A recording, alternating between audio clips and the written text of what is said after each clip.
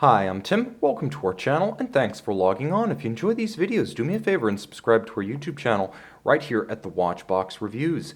I would really appreciate it, and I promise to update the channel daily. If you enjoy this watch, you can see it and you can purchase it on our website, thewatchbox.com. Today we are discussing the grand and complicated Breguet Classique 5207BB, a timepiece that is slim, automatic, long-legged, and thanks to a retrograding second scale, very animated. So the 5207 does away with my principal complaint regarding most retrograde watches, that the retrograde tends to be applied to a long duration scale, hours, or even the days of a month. You know that the thing's going to jump back at some point. You know that you've got a dynamic complication for fractions of a second, but you're unlikely to ever see it. You'll hear it, you'll glance at your watch, and it's dead again. Here, something interesting is always happening. You've either got the hand sweeping the expanse from 0 to 60, or it's jumping back with alacrity, an animated and exciting variation on the classical retrograde display.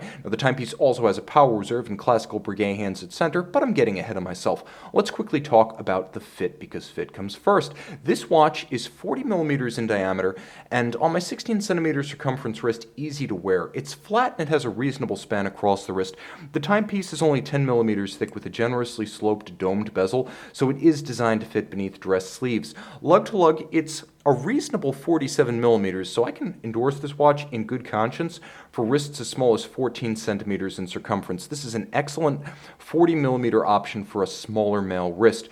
The lugs are welded on in classical fashion, very difficult to achieve. We'll talk about that in a moment, but it's important to recognize Breguet for equipping an expensive watch with a full deployant clasp in a matching metal. White gold, every expensive watch should come with a deployant clasp. It's simply not acceptable in the year 2018 to drop your 5-figure watch because a pin buckle was provided for cost-cutting reasons. The strap itself, likewise, richly appointed. It is black. It is large rectangular scale alligator leather in a semi-gloss finish with a folded edge and a monotone stitch. The lugs fixing the bars with screws, not spring bars here, but screw-fixed bars for absolute security. Once again, Breguet cutting no corners. I wish all manufacturers did this. And now we talk about the double finish of the case flank and the soldering of the lugs. The lugs are created separate from the case. They are then welded on, and by hand, all of the evidence of the soldered or welded joint is removed. The case itself cold rolled and then hand finished to create this coined profile. So you have a hand finished and handmade case.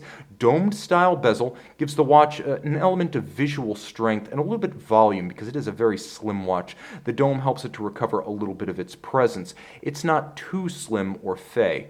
The timepiece with a solid gold dial, and let's see what we can do to improve the appearance here. A solid gold dial that is then silvered after it has been cut on a rose lathe. So this is real guilloche, executed with a rose lathe, programmed with cams and guided by a guillocheur who first draws the pattern before executing it. You have the 65-hour power reserve. You can wind the watch manually to rapidly accelerate the power reserve's travel. You have the retrograding seconds display at 6 o'clock, and then you have steel blued Breguet style hands with their characteristic loop. All of the hands on the dial are steel and blued. They are not chemically dyed. They are steel and fired. You'll also note a small splash of colored gold. As outboard of each stylized Roman numeral, there is a small cabochon of colored gold to give the dial a small element of life, color, and detail refinement to remind you it's not just the guilloche, it's not just the hands, it's not just the Breguet secret signature at 12 o'clock. Details were sweated on this watch. Turn it all over, and details were sweated on this movement. Let's see how close we can get. This is an automatic winding 65-hour power reserve, Breguet twin mainspring barrel. Let me see if I can show you the balance. Back to our regularly scheduled program. So Breguet manufacture 516DRSR. And I know, you might say, well, Frédéric Piguet is part of the Swatch Group. It's technically not manufacturer Breguet. That would be Lemania, but I tend to count everything made in the Swatch Group, especially when it's made to a custom spec for Breguet as a manufacturer caliber.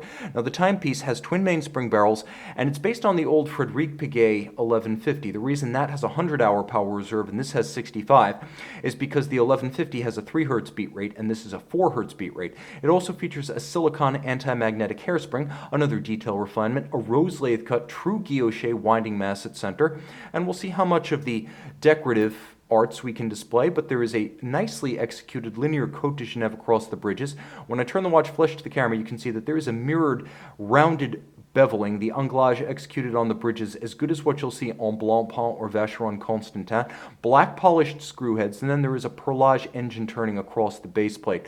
The movement quite slim, and with its twin mainspring barrels peeking out from under its barrel bridge, it offers excellent torque from maximum wind to minimum wind, so it keeps superb time and, appropriately, for a timepiece designed for excellent timekeeping, regulated in 5 positions. A timepiece that is entertaining in any position. You can see and you can purchase this Breguet Classique 5207 in white gold on thewatchbox.com.